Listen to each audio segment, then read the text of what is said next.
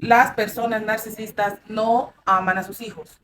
Las personas narcisistas les encanta tener hijos solamente porque los ven como extensiones de sí mismos y como herramientas para manipular y controlar a sus exparejas. Así que si en este momento estás en una relación donde no eres lo suficientemente feliz, no te reproduzcas.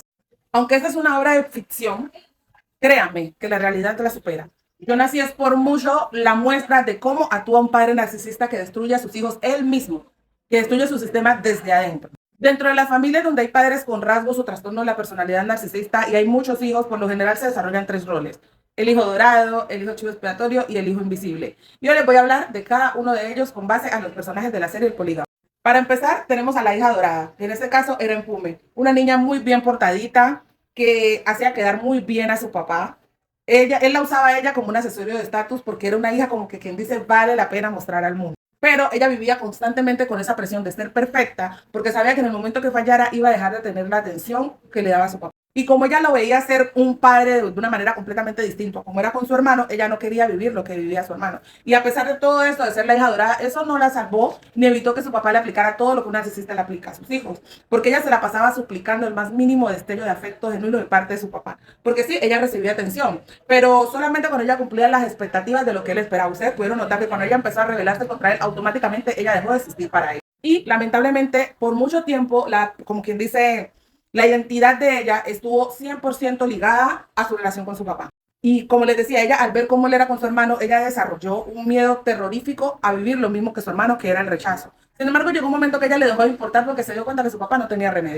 Dejó de esforzarse por ser la hija perfecta y vimos cómo terminó siendo desplazada como todos los demás porque sí, no quieren a sus hijos, son simplemente útiles para ellos, sus fines, por eso. Y ahora vamos a hablar del hijo chivo expiatorio, que obviamente en este caso viene siendo Menzi. Ese fue un monstruo que crearon. Ese niño era muy noble, pero empezó a crecer bajo críticas, humillaciones, presionado por el papá porque supuestamente no era lo suficientemente hombre y por ende no lo enorgullecía. No podía salir una receta bien de todo esto. Y lamentablemente cuando deja de estar bajo el yugo del papá, la mamá empieza a manipularlo para que convenza al papá de dejarlo a él de heredero.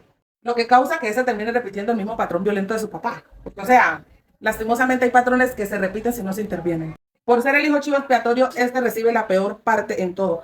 Críticas, las proyecciones del papá, o sea, todo lo malo era él. Y pues el hijo chivo expiatorio crece creyendo que él es el problema porque él al ver que su papá era muy buen padre con su hermana, pues obviamente él empezó a sentir que el problema era él, que él era el que tenía que forzarse y él era el que tenía que corregir cosas para que su papá lo viera con otros ojos. Esa fue una búsqueda impulsada por el trauma, por esa necesidad de sentir que ante los ojos de su papá valía algo. Y pues lamentablemente al final esa búsqueda de justicia emocional lo orilló a convertirse en exactamente lo que más odiaba, una persona como su papá. Y obviamente la hija invisible viene siendo Sara. Para mí la historia de Sara tiene mucho de trágico porque ella cargaba con ese dolor de no existir. Ella existía, pero para su papá ella no existía. Y obviamente al ser adultos vamos aterrizando a la realidad y obviamente las cosas nos van afectando más y nos va doliendo más. Ella no busca dinero, ella simplemente buscaba que su papá la reconociera. Y ese desplante del restaurante a mí me dolió muchísimo, la verdad. O sea, le rompe el corazón a cualquiera. Y eso refleja el trauma real de los hijos borrados por los padres narcisistas. O sea, yo creo que ser el hijo invisible, no sé qué es peor. De alguna manera Menzi recibe todo su odio, Empume recibe todos los aplausos, pero ella recibe la peor parte, que era el rechazo. O sea, su padre la ignoraba completamente, como si ella no tuviera ninguna clase de valor. Y esa misma indiferencia de su padre la obliga a buscar validación, porque la indiferencia del padre la hace sentir como que ella no es nada importante y ella está allí viendo cómo es con su hermana y porque con ella no era así. Y lastimosamente para un hijo que es borrado, que es un hijo invisible, cualquier reacción que recibe de parte de ese padre narcisista, para ellos es bien recibido, ya sea un regaño, un insulto, una señal de enojo, algo, porque le hace sentir como que, wow, me vio, por fin me vio. Porque que la odiara o la amara la hacía sentir a ella que de cierta manera existía. Ella decía, bueno, con Menzi es como es, pero con él está. Con el Pume como es, pero con ella está, pero conmigo no. Entonces, cuando él le daba algún atisbo de algo, ella se sentía lo máximo. Ay, qué triste. El imperio Gomorra se destruyó, pero el daño verdadero quedó en sus hijos. ¿Cuál de ellos te dolió más? Para mí, el caso de Sara. Y para ti, déjalo en comentarios.